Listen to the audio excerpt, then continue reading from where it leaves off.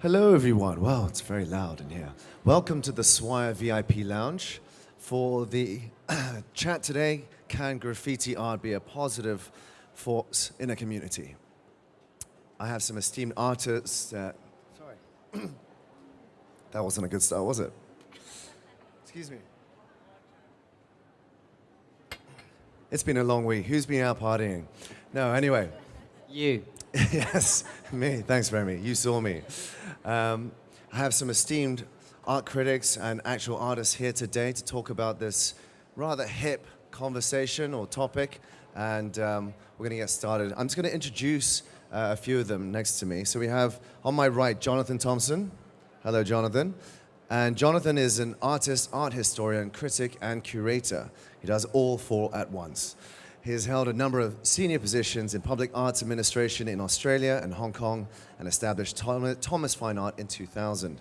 He is also an independent curator, art critic, and essayist, and author of Hong Kong Culture and Creativity, published by the Hong Kong Arts Development Council. And he was appointed the Group General Manager of Osage in May 2017. Welcome, Jonathan. Maria, here on my right, the lovely Maria Wong is an art producer and managing director of HK Walls, a non-profit art organization that aims to create opportunities for local and international artists to showcase their talent in Hong Kong and worldwide through high-quality public art. HK Walls holds an annual street art festival during Hong Kong's Art Month. In fact, there's going one right now in Hong Kong, as well as a year-round programming that focuses on artists' career development and raising awareness through the arts. Her passion lies in producing public art projects that can offer the audience free access to the work, the artists, and the creative process. When am I going to get an invite, Maria? Okay, and then finally, last but not least, is Remy Ruff. Remy is a globally renowned artist, born in London and first started as a street artist in 1980 and moving to gallery art later. And he deals with visual semantics, distilling fragments of the world around him into powerful, abstract compositions. And his works are probably best appreciated when witnessing one of his vast murals where geography, geometry, and architecture align to immerse you fully in the multi-dimensional mind of the artist. So we'll be talking to this multi-dimensional mind later. With site-specific projects such as the Ghost Village in Scotland, where numerous publications around the world and a gallery career spanning over 30 years all over the world, including Hong Kong, London, Los Angeles, Perth, and Paris, Remy is building a legacy that, as with all great innovators, may only be truly appreciated with the passage of time. And finally, I'm Sean Lee Davis. I'm a multimedia artist and CEO of Authentic Studio. So let's just have a round of applause for our panelists today. Thank you, thank you. So just before we carry on, I'm just going to quickly show you a video about the work that I've done as an art producer. It was a Walls of Change Street Art Festival, which we hosted last year in Hong Kong. And the topic was really about environmental awareness. And we had Obey Giant. Who knows Obey Giant? Right, we at least have some people who are clued into street art. He's the most famous, apart from Banksy, but no one knows who he is. Obey Giant is the most famous street artist, perhaps the most famous street artist after Remy Ruff in the world. And we got a bunch of international artists to paint murals in Hong Kong to raise awareness about environmental change, in particular the illegal wildlife trade. And only last year, the government has banned the ivory trade. So just an example of how we can use street art to raise awareness, and there's a positive change. In this particular instance, it's for environmental change. So if we could play the video just quickly.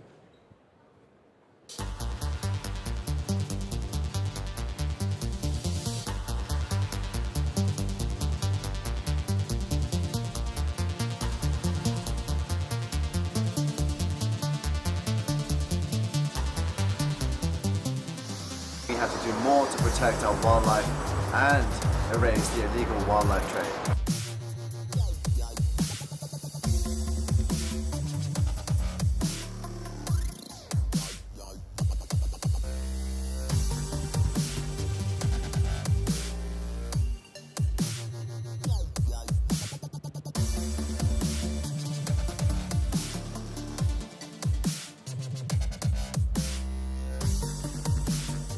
I hope that my work will encourage people to stop buying ivory. Thank you, Project Sea Change. Say no to ivory.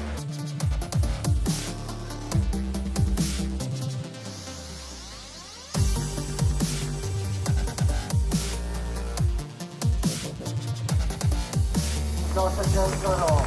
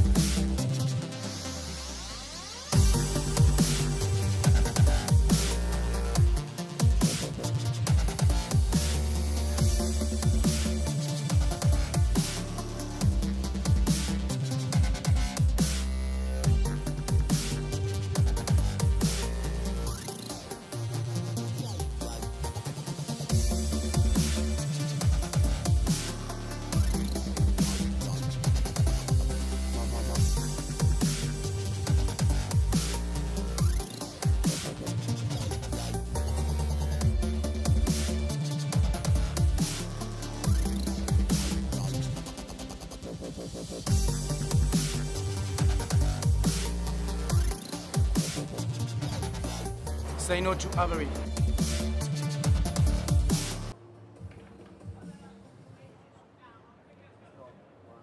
Thank you very much. So that's just an example of how we can put all these elements of street art together, artists, local communities, celebrity, and hopefully bring about a positive change. So that's enough about me. What I will say is that those works are still up there, which I think is a great testament to Hong Kong, although they will be ripped down by the end of this year, I'm told. So that's always the plight of the street artist. How long will it be there for? So enough about me. Jonathan, let's move on to you. Let's see what you're about. Why don't you tell the audience? Okay, well, happy Easter, everyone. I'm glad to be here. Thank you, Sean. Property developers or property owners tend not to like graffiti because they see it as defacement. But defacement and disfigurement have been a part of human nature for thousands of years. Some 2,600 years ago, the Assyrians were famous and feared for the depths of their violence against the conquered peoples that they encountered. They were famous for cutting off fingers, for cutting off lips, tongues, noses, dismembering bodies. It was a way of them helping to ensure that the conquered people remained subjugated. Disfigurement of the face indicates that something very serious is happening. It goes right to the heart of our responses to other people. And so I guess it's not really all that surprising that the Assyrians and others also applied the same sort of defacement, disfigurement to the sculptures of the leaders, to their civic monuments, because after all, the monument was going to be seen by far more people than the unfortunate former leader who might be trotted out on various occasions and shown off before the crowd as the victim as the person that dared to stand against the power of the winning side.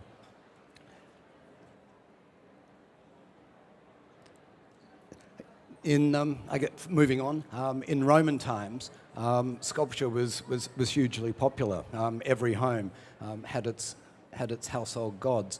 But with the rise of Christianity, many of those were seen to have demonic powers. They were seen as being idols representing something other than the one God of Christianity. And so many of them were defaced, principally by breaking off noses in order to rob them of their power. Later on, in the 16th century, the Catholic Council of Trent decided that there needed to be rules about art in order to prevent the beauty of art from being too lascivious, from inciting thoughts to lust. And so as a result, the sculptures that were in the Vatican collections, that were in Catholic collections, were all covered, or the male sculptures in particular, were covered with the fig leaf in order to hide the private parts from the gaze. Of course, a fig leaf is perfectly shaped to gently cup the genitals, and the upper lobes of the leaf are reminiscent of the curls and the distribution of pubic hair. And so the addition of these things probably were counterproductive and focused attention on the very area that they were supposed to disguise. The moving. Oh, there we go. Thank you. Thank you.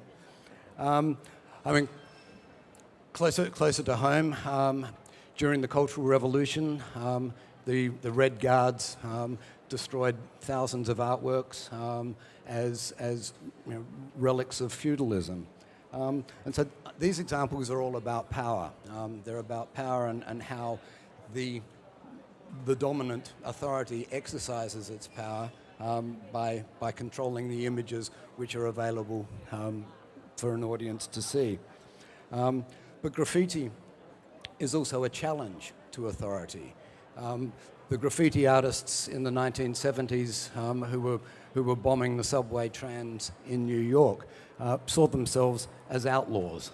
They were providing a they were revolting against the dominant authority of the time. But it's interesting to think, what is an outlaw? I guess the best known outlaws, somebody like Robin Hood. You know, the difference between an outlaw and a criminal. I mean, outlaws are criminals. But someone like Robin Hood, because he robbed from the rich to give to the poor, he was one of the good guys. In Australia, Ned Kelly, the last of the bushrangers, he was a bank robber and a murderer and was, I guess, famous for having a last stand against the police wearing a suit of homemade armour, which subsequently became an iconic series of artworks by Sidney Nolan. But he was a folk hero. He was seen by the ordinary people as standing up to the authority, standing up to the power of the squattocracy. I guess the thing about outlaws is that they are criminals. Criminals are defined as being people that work against the established authority. It's the golden rule. If you've got the gold, you make the rules. Outlaws, however, tend to blur the boundaries between, you know, what's legal, what's illegal, what's accepted, what's not accepted. And I think that by delineating the borders, graffiti artists play a very important role. Here in Hong Kong, there are quite a number of graffiti artists who may be the parachute graffiti artists. They fly in, they tag something, and then they go. As far as the homegrown graffiti artists are concerned, Hong Kong artists tend to be, I think, much more subtle, much more complex in their responses and in the ways in which they work with the built environment. Probably the best known example that I can think of is 2014 during the Umbrella Movement, when over the period of the occupation of the area around the Ledgeco building, a wall of post-it notes appeared. You know, thousands of people, tens of thousands of people made their own contribution, made their small little bit of graffiti by adding to this artwork that conveyed something about the general population's feeling for this particular movement. Another artist who works in a much more subtle and gentle way than a lot of the strident graffiti artists is Esther Poon.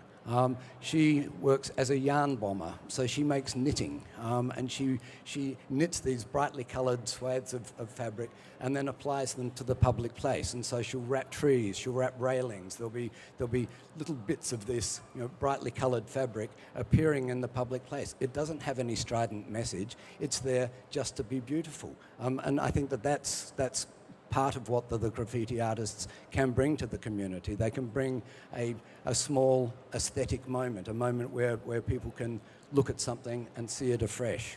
So yes, I think graffiti artists are a positive force for the community. Just out of interest, who was here during Occupy and saw that amazing outburst of street art and creativity? I don't think anyone expected it. It was surprising, right? I mean, it was really unexpected from everyone that there was so much pent-up anger, but also creativity which kind of flooded out onto the streets. So I'm glad you mentioned that. Okay, thank you, Jonathan. So Maria, HK Walls producer, and you're currently producing a street art festival now. Were you there during Occupy? Did you get involved? And has that had any knock-on effect with what you're doing now? Have we seen more of a general acceptance of street art in the community?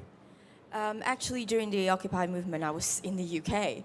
I was there the entire time. I was doing something that I was not able to come back to Hong Kong, and I was being very anxious and eager to come back and see and witness what was going on and do my contribution as well. But I was not allowed to, so I was not there. But I've seen a lot of photographs and documentation about the movement, and I guess in a way. You can call that graffiti and street art as well, because it comes from the people, and it comes from they're releasing their emotions, and they're putting their expressions of creativity onto the wall and on for the public to see. So I guess in that way it's true too. Yeah. And how long has Hong Kong Walls been around, and what gave you the idea to start it? Tell us a little bit about that organization. Well, we started in 2014. Our partner Jason and Stan, they started the festival. The motivation for the festival back then was really to showcase this group of artists' work that most people don't see or don't realize they can. And then we want to give them a platform. They're using the city as a canvas to give them the time and the accessibility to the public and to the walls, and gaining permission for them to paint. So that was the primary motivation back then. And then from then onwards, we just kind of grow as a festival, and we can evolve. We move from district to district. Instead of staying in one area in Hong Kong, we're starting to move around, and gaining more permission to paint large-scale exterior walls, like what you see here. Actually, can I just get the clicker? So so these are murals that we painted throughout the last 5 years. This is our 5th year of the festival, and some of the work you can still see all around Hong Kong. And and then this is what we try to do, and to showcase these brilliant talents and give them a longer time and a place to really showcase the work. And that's something that can express, and most of the time is also related to the environment that they see. Or this is a piece actually from Soa in France. When he knew that he was going to come to Hong Kong, his first thought in his head was the umbrella movement. So this was actually a little message that he was sending out to his fans in Hong Kong, or audience in Hong Kong, about his thoughts of the city. So so that's me. Would you say there are any sort of homegrown Hong Kong street artists that are emerging on the global scene or being more and more recognized, and can you name them? Yeah, I guess the one most known would be King of Kowloon. He's been doing that for so many years, and now his work is being placed in museums and galleries. And also a lot of local artists, they are creating a lot of interesting work and being known in the streets, and also being known in the contemporary art scene as well. So yeah. Okay, thanks, Maria. We'll come back to you. So of course we have a real global street artist here. If that's what, would you like to be called a street artist, or do you have another kind of? To be honest, I'm a little bit uncomfortable with that label. I thought you might be. I saw you kind of squeal a little bit. You know, I mean, I started, a young boy of 13 started graffiti in 1984, and you know, I know you think I'm only 23, but I'm actually a bit older. And that movement became something really important to me, and I was part of it. And to be part of a movement that is, you know, as we spoke on the phone, and it's the only art form ever created and taken forward by children, and I'm so humbled to be part of that. But as a 46-year-old now, it's, you know, I don't really feel it's a part of me anymore. It's part of my narrative. It's part of what's brought me here. But I'm in a different place. I'm in a different space. I actually quite like the term post-graffiti. post-graffiti. Yeah, That's so postmodern, man. Yeah, but it kind of says it all, especially with the way, you know, because we were painting letters, we were painting trains and subways, and it was quite an abstract formation in itself, but we took it somewhere else. And now you look at a lot of the graffiti artists from, you know, the 80s and the 90s, and they're doing really contemporary work now. You know, there's a guy called Felipe Pantone from Spain, who just opened a fantastic show in Paris. We did a show together in Singapore recently as well. And it's not letters, it's not graffiti anymore, but it's still the same aesthetic. And I think what you're alluding to a little bit is you were part of the underground, perhaps. That underground has kind of been taken over and enlarged to a certain degree by commercial marketing interests of brands, and it's cool. It's more mainstream now, would you say? I mean, it was mainstream the minute it happened. You know, in New York, the New York Times picked it up. The New York Times gave it the title graffiti. Up till that point, it was just called writing. You know, we're writers. We're not graffiti writers. We were just writers. And the New York Times like, we're going to call this graffiti. And it went straight into galleries in Groningen and Paris and Germany. And all these New York artists were literally flown all around the world to do stuff. Literally, from leaving the train yards, they went home, packed their suitcase, got on a plane and went to Paris. So. And just to explain, do you still paint, do you still do art on murals, or do you just purely work for gallery? I do. Okay. That's me. That's me in Marrakesh. Okay, shit, what have I done wrong? No, that's me not getting burnt on my neck, because it's really hot in Marrakesh. So yeah, I mean, essentially, I'm doing a lot of murals. I do a lot of studio work. I have exhibitions like a normal artist. I am a normal artist. And this was in the Marrakesh Biennale. I do actually do a lot of work. Wait, it's not moving. Can we have the next slide? Yeah, I did. There we go. This is also in Morocco. This is on the King Mohammed VI's museum. So when you're a king and you have a really nice palace in Rabat in Morocco, you can just build your own museum in front of your house, and that's what he did. So he built this, and then I was commissioned to paint it. So most of my work is abroad, weirdly. I don't actually do that much work in London. In fact, I don't think I have any work on these slides that isn't Next working. slide, please. This is as you can see, the Virginia Commonwealth University in Richmond, Virginia. This is my largest solo mural. I have bigger ones with other people, but this is my biggest one by myself.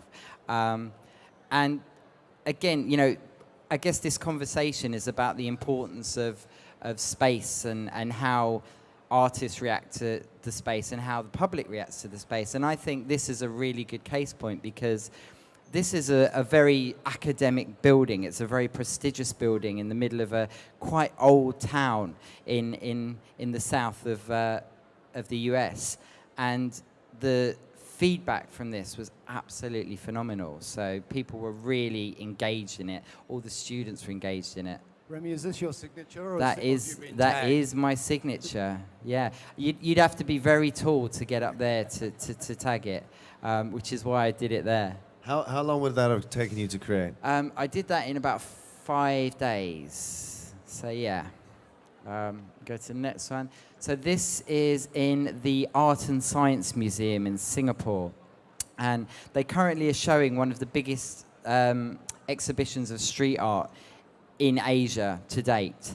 And it's a fantastic show. I was really honored to be part of it. A lovely woman called Magda Danis curated the show and kindly brought me out to do this piece. So for me, it's very interesting when you're suddenly painting walls inside a museum. It's kind of, there's a slight uncomfortability with it, but then there isn't. You do what you do. You paint walls. It doesn't matter where it is or what it is. It's just what you do. And the final slide I'll show you is quite relevant. That's Quarry Bay Station here in Hong Kong, and that's literally my latest project, which we literally just finished. It's about 172 meters long. That's a portion of it. and it's a permanent installation in Hong Kong, which I'm super humbled to have. That's amazing. They gave you permission to do all those walls? Yeah. Well, you sure? It's a lot of work. Was it Swire? Well, it was with Swire, the MTR, and a fantastic company called ADAS, who all three worked together to make it happen. And it's unprecedented. They've never all worked together before, but they all came together to make this happen. And the MTR are very pleased. We did this in 2 months. Usually, it's 2 years for a project like this. Great. Well, congratulations to all on that. Thank That's you. amazing. I'm going to go check it out. But I think going back to the definition of the current form of street art, you mentioned post-graffiti. Isn't the definition really commissioned or licensed versus illicit without license? It can be. I mean, I do a lot of self-initiated work. The work I did for HK Walls, you know, that wasn't a commission. That was Maria and Jason going, we've got a wall, come and paint it. And I'm like, I've got to find time. And I did, and we did it, and it was cool. And it's about, it's you know, I don't make art to make money. I make art because I have to make art. It's part of my DNA structure. But you could argue that these big murals for these artists are like giant billboards. I mean, Obey Giant does that very well, right? He's got, you know, they're great marketing tools for you as an artist. It is and it isn't. You know, I have the biggest mural in London in front of St Pancras Station. It's not signed. Hundreds of thousands of people walk past it every day. No one knows it's me. It serves a purpose. It's public art.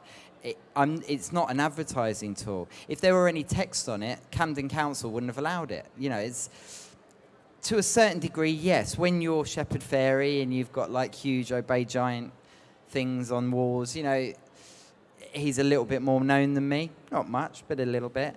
Maybe you just need to put your name on more walls. Maybe, but maybe I just don't want to. Maybe you don't need to. Don't need to. Exactly.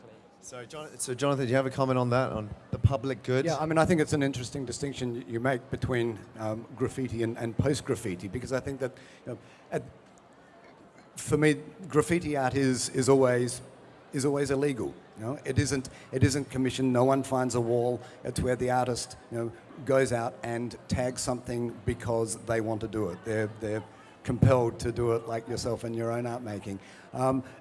I think that when it becomes commissioned, whether or not it's the wall owner working with somebody like Maria and making the space available for artists, then I think that there's a real distinction that can be made between that form of street art and graffiti. And I think that there is the immediacy to the graffiti. There is the graffiti that comes out of the community and responding perhaps more to local issues and local concerns. So I think that it's a very useful distinction to make, so that we can start to think about, you know, how street art becomes something is public art. It's bringing art into the public realm. It's taking it out of the white cube. It's getting it to where the people actually are, so that people can, you know, appreciate it, as well as, you know, having the entire built environment softened and improved somewhat. But I think we do need to make that distinction between what's bought and paid for at the end of the day and what's not. Maria, are we going to see more of this taking place in Hong Kong? We got a lot of walls in Hong Kong, but not that much street art. But I've seen a lot more of it, and I think that project Quarry Bay is fantastic. But are we going to get to that stage where we see street art as more of a public good? It's beautifying the neighborhood, or is it going to be more of a those guys doing an art project again? I think there are many different ways of seeing this. Giving them a platform to work in the public space, and if the public or the city can be more encouraging and being more open to offering the space to artists to create work, there will be more art around Hong Kong. And each year, even though we've been around for 5 years, it's still every year is a bit of a struggle to get walls, to get permission, to get wall owners to understand why this is important, or why they should be giving up their space, and why they should be supporting the art form. But do you think that a neighborhood that does have street art on its walls, do you think the community are happier? Yeah, I think so. Can I jump in on this? Yeah, sure. So painting the wall for Maria and Jason, The owner of the wall was a really lovely elderly gentleman called Freeman. He was so excited, so enamoured to have this stuff going on, A, on his house, B, in his area. And all I got from painting that wall and the passers-by was absolute positivity. I've never been to Hong Kong. People could easily think, well, why is this English guy turned up here, he's painting a wall? But all I got was positivity, because people understand that you're just putting something in their environment that is for them. It's not for me. It's not for my peers. It's for the people who live there. Because I'm going to go home tomorrow. Well, I'm not. I'm going to Vietnam, but that's another story. But yeah, I'm going on holiday tomorrow, and it's there for the people to enjoy. It's theirs now. Belongs to them. So it should be viewed as more of a public good rather than someone interfering with the community space. Yeah, because like a good thing about creating art in the street is people take ownership of the piece of artwork, and it's like the same alley that Remy painted for us.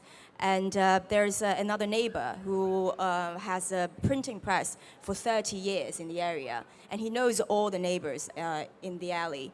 And he came out every year, and when we go and see him, he will be really supportive. He's still keeping all the news clippings from the interviews that he did with us 5 years ago, and he will be really cherishing the experience and really happy about what's going to happen to his wall. He's like, oh, I can't wait, what's going to happen? This is so exciting. And this is the kind of encouragement that pushes to do what we are doing, want to do more. We talked about this sort of tension between the wall owners and the artists. Just as an example, has anyone heard of the Fame Festival in Italy? Grottaglie? Grottaglie. Grottaglie. Oh, you bring out your Italian roots there. I better not say anything bad. But basically, it was a very famous festival. At the beginning, it was a bit of a nuisance to the local villagers. But as time went on, it became a hot art destination, and the villagers were benefiting from all the tourism that was building around it. And then the street art festival directors, after 5 years, it became so famous, they were like, this is too successful, we're going to shut it down. So it's kind of like a reversal of roles, where the community actually fully embraced it because it brought in more tourists, but then the artists were like, this is not cool anymore. So can it be cool if it's commercially viable or accepted, or can it, what do you have to say about that? Define cool. I mean, you're cool. I'm not. I'm sure my daughter wouldn't agree with you, but it's the problem is there's a million festivals around the world now. Some are great, some are not. I'm sure Maria has some points of view on that. You've got to kind of look into these things. I don't want to go and paint in Miami for Miami Art Basel when they do the Windward Walls, because they're painting all these buildings and they're pushing out the people who live there. And none of the artists are asking the questions. They're not asking questions like, well, who lives here? Who's in this community? Why, we're painting this wall, but who owns it? What's it for? What are you using it for? This is different. I was painting the house of this really lovely guy who kept going and making me a nice coffee. That's different. That is being part of a community and putting art into a community. I think it's on artists to do research and to talk to the people organising these festivals and to see what it's about, what it's doing, what it's creating. And I knew of HK Walls, I knew what they were doing for a while now, so I had no problem, because I know what they're doing, I know what the remit is. It's on us, really. Jonathan, you have something to say about that? Yeah, I mean, I think that when the artists are working together with the community, that's when the public art is the strongest. I mean, there are a number of very, very poor rural communities in Australia that have been stricken by drought for years, and these towns are dying. There's really no walls to speak of, in that they're pretty small towns and everything around them is fairly flat. But a number of them have these massive grain silos. These are industrial constructions which are 15 stories high. They're the biggest thing around for miles.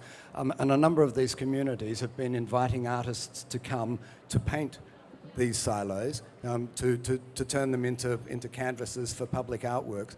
And they work because the artist works with the community. He meets the people that live there, he talks to them, he gets their stories, and very often they become the figures that are depicted on this massive canvas. And the people that live there are as pleased as punch about this because it's bringing people into the community. It's giving the community another source of revenue that they didn't have before.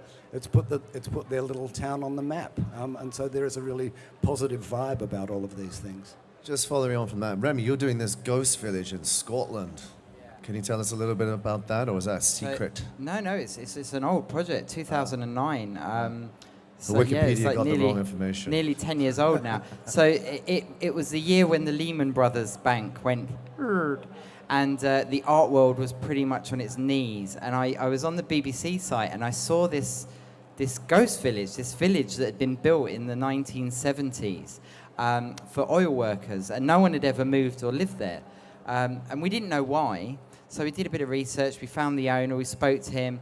He was trying to raise funds to demolish it, but it was years away from being demolished. It's still there, pretty much. And we went with, our own money, our own budget, and we painted it for 3 days. And then we made a film, and we got a Mercury-nominated musician to do the sound for it, a guy called Burial. Don't know if anyone's ever heard of him. And we did this film, and it went mental. It went crazy on the web.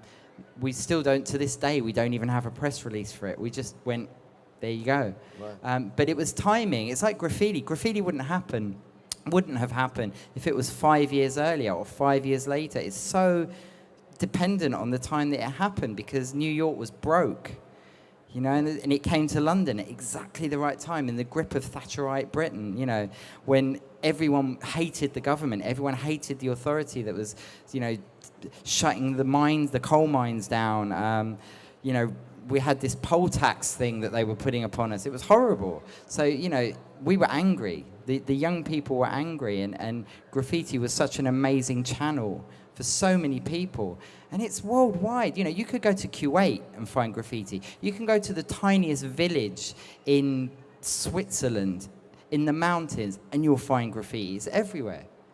Right. Well, are we going to see more of it, Maria? And like Remy, if you came back to Hong Kong, is there a wall that you see that you'd want to paint? Because let's face it, the architecture in Hong Kong, I've seen about 3 actually. I've seen about 3. There's a couple in Causeway Bay. I'm hoping Maria and Jason get me back and give me a big wall, few days. Well, who's out there having a big wall, and a please cocktail. contact us. Yes. It's like we see walls every single day. There's so many beautiful blank walls around town, but getting permission and really, getting to paint that, it's a lot of work. And just on that note about, the tension between the wall owners, the developers, and the artists, there's a recent study case that just happened in the US, 5 Points. And the group of artists are suing the developer and won, at least the first round, for $6.7 million US. And the developer gave them permission, but in the end took it down earlier than he had agreed to do. So that's kind of changing the relationship between developer and artist now, where actually it's a work of art. If you deface it or do anything, you're going to pay for it. Is that going to make it harder for developers to hand over their walls? Is it going to make it easier for the artists? What do you think is going to be the outcome for that? I think mutual respect is very important. For example, we did a project with, it's not through HK Walls, it's through a previous company I worked with.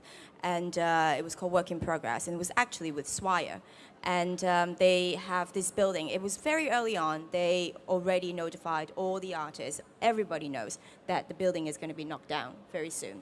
They want to make a last party out of it and create like artwork within the industrial building and everywhere. And that's a great platform for artists to really put their work out there.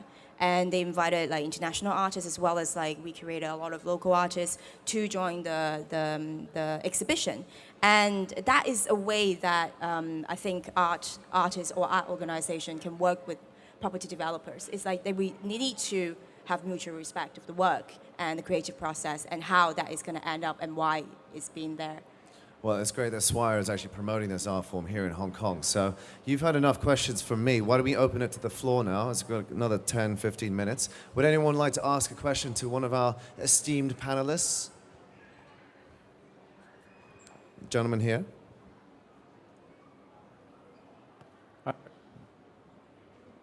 It doesn't work. Talk loud. Doesn't work. Just Hello? use mine. You can hear me, okay.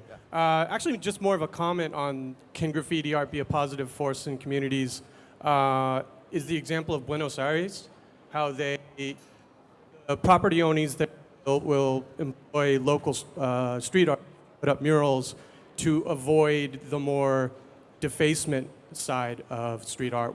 So people will respect that. There's a mural, a proper mural up, won't go and put like their local team and start fights and that sort of stuff. I'm cutting in and out. It's cutting in and out, but yeah, we get the drift. You get of it. Basically, That's all I say. you're provide. It's like you're. What you're saying is that they're giving these spaces so people can use them legally rather than deface other areas or give them the respect. What do you think about that, Remy? Yeah, I think that's true. You know, you have a big grey wall and someone walks past with a can of white paint and their name's, you know, Fresh 184. They're going to write Fresh 184 on it. It's just what they do. They walk past it and there's a really cool piece by Sank from China. They're going to be like, that's amazing. I'm not going to touch that. That's super cool. Not everyone will think, but, you know, if like 1 out of every 20 people had that thought, then you're on a winning streak, surely. So yeah. I mean, I've been to Buenos Aires and I've seen a lot of the street art there, and I guess it was going from there and then to Portugal a little later. Both Argentina and Portugal have gone through some really serious financial difficulties just lately, and it seems to me that there is, you know, the amount of graffiti, and this is the homegrown, you know, community up type graffiti, seems to be an indicator of the level of satisfaction that the community might have with the authorities in that place. Graffiti is always a challenge to the authority, and so the more of it sends a very clear message to the government of the day that the people aren't happy, it seems. Great, thank you. Any other questions from the crowd?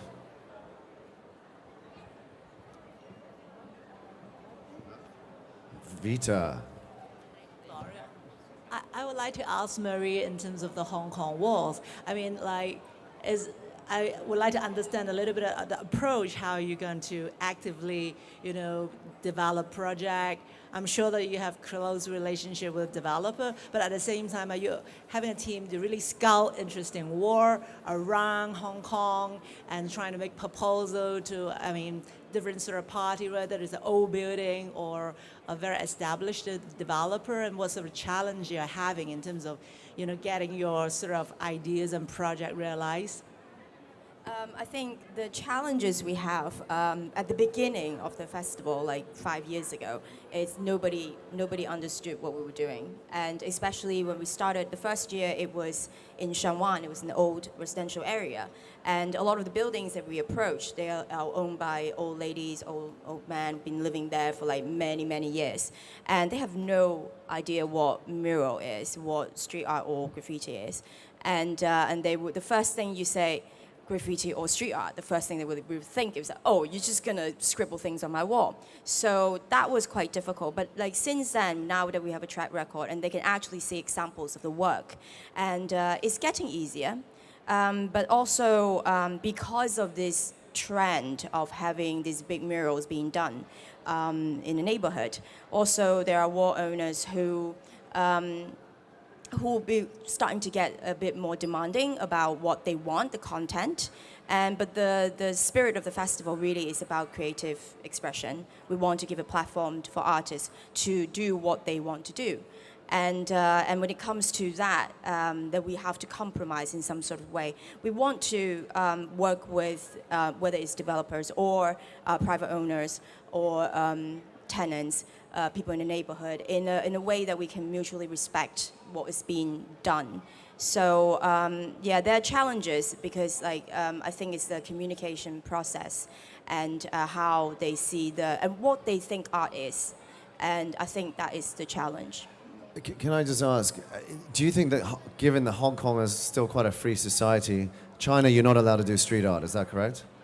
A lot of people are still doing it. But it's not it's not legal or it's not endorsed. It's There are a number of control. street art events, actually, festivals happening. As a matter of fact, there's one happening in Nanshan right now. Yeah. And there are a lot of street art festivals, mural festivals happening.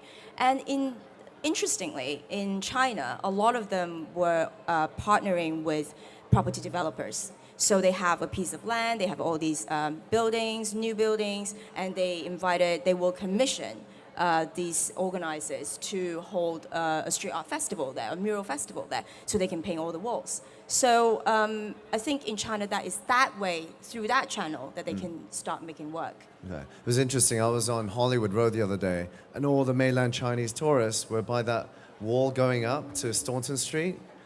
I don't know why, but they all go and take their Instagrams there. And I was like, tourism board, get on it, you know? Give us some more Dude, walls. you walk around London, there's like street art tours everywhere. They charge like 30 quid. And I'm like, you're mad, just walk around with your camera. Why are you giving someone 30 quid? It's crazy. Because they're probably on a Segway or something, like, you know. But it just, that's a good point. Like, how do you generate income or be sustainable, or how do street artists earn money from these walls when they don't own the walls? And, you know, like, for example, Banksy, everyone's like cutting out the wall and then putting it in a museum. How do you feel about that kind of dichotomy? He's another whole conversation, you know, it's... Are you Banksy? Yeah, of course I am. No, I'm not. But yes, I do know him, and he's, you know, he's a hustling artist. You know, he's trying to do what he wants to do. He's trying to be creative. You know, much in the same way as all artists from this genre are. And I think there's so many problems when things become commercial. But if you can manage yourself, if you can manage your business, if you can manage your work, and you can do the kind of work that you're really comfortable doing, and not, you know, like you were saying, you know, house owners saying, oh, you can do this mural, but you have to paint my dog. You know, I don't really do dogs. I love dogs, don't get me wrong, I really love dogs. I've got a really cute dog. But you have to you have to have faith in what it is that you're doing, so that when you put your work out there, it resonates better with the public. And I find that works for me. You know, I do what I feel is right, and it always resonates 99.9% of the time really well with the public. Great. Thank you, Remy. Last question before we end this session. Anyone else? Do we give you mine? I'm just curious about how social media, because you were mentioning the mural. I live on that street, and I do see all the Instagrammers taking their picture there. How has that kind of changed the landscape of graffiti art? In terms of ownership, Remy, you mentioned that your name is not on one of the pieces you did. Do you think that's giving graffiti artists more recognition and more of a platform to put their art out? Yes, I do. I do think it's a fantastic platform. I think social media has completely changed the ball game for art in general, not just street art or graffiti. It's, you know, artists can have 150,000 followers, do a print release, and it's sold out the next day. I think the galleries might be suffering a little bit from this, because access to artists is so easier now.